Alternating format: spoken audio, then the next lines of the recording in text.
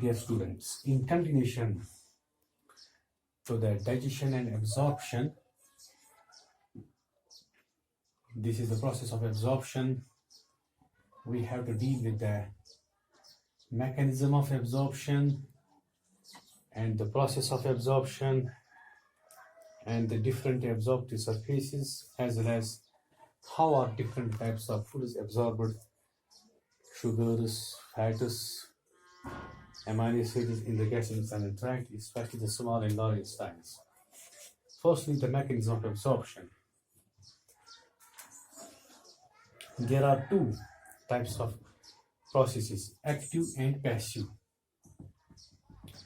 Active and passive process of absorption of food in the gastrointestinal tract. The passive absorption, it occurs down the concentration gradient.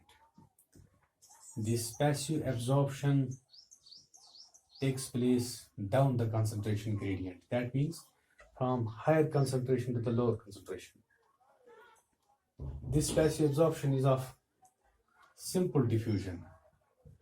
When we see the substances flow from the high concentration to the lower concentration without any extra kind of energy. Small nutrient molecules dissolved in water diffuse into the blood across the mucous membrane till their concentration is higher in the intestinal contents than in the blood.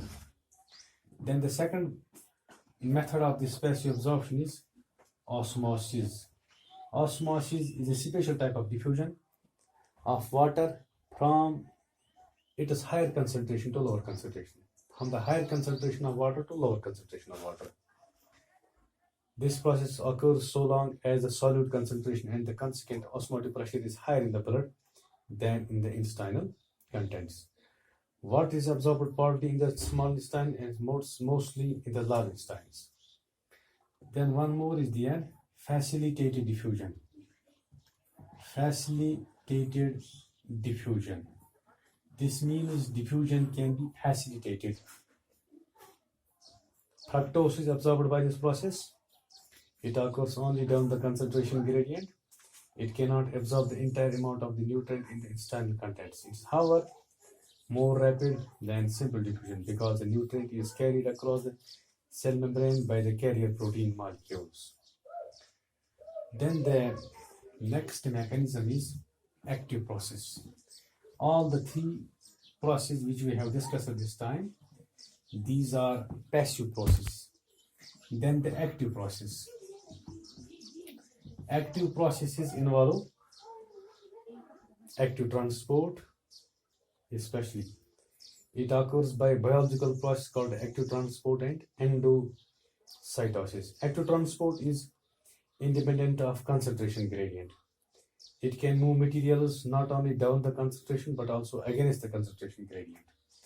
That is why this process is called as active transport, because it can move the materials not only down the concentration but also against the concentration gradient. That means from smaller concentration to larger concentration.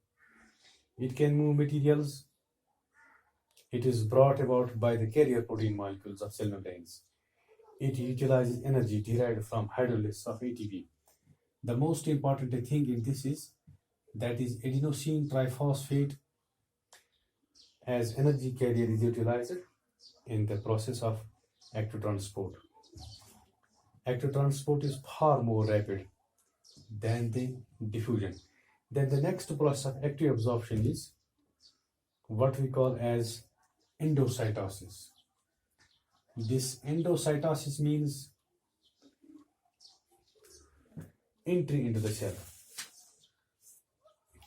Cells lining the small intestine take up small portions of chyle. Chyle is the finely digested food that is present in the small intestines. Before the chyle, it is the chyme. Before the chyme, in the stomach, it is the bolus in the mouth cavity. Chyle is the finely digested food present in the intestines, which is ready for its absorption. Cells lining the small intestine take up small portions of this finely digested food by endocytosis. How important this process is in the absorption of food, that is not clear. In addition to food molecules, about 10 liters of fluid is absorbed every day. Of this, about 1.5 liters of fluids we have taken, and about 8.5 liters comprise digestive secretions and mucus. About 1.8 liters of digestive secretions and mucus, as well as water of 1.5 liters are absorbed by the process of endocytosis in the large intestines.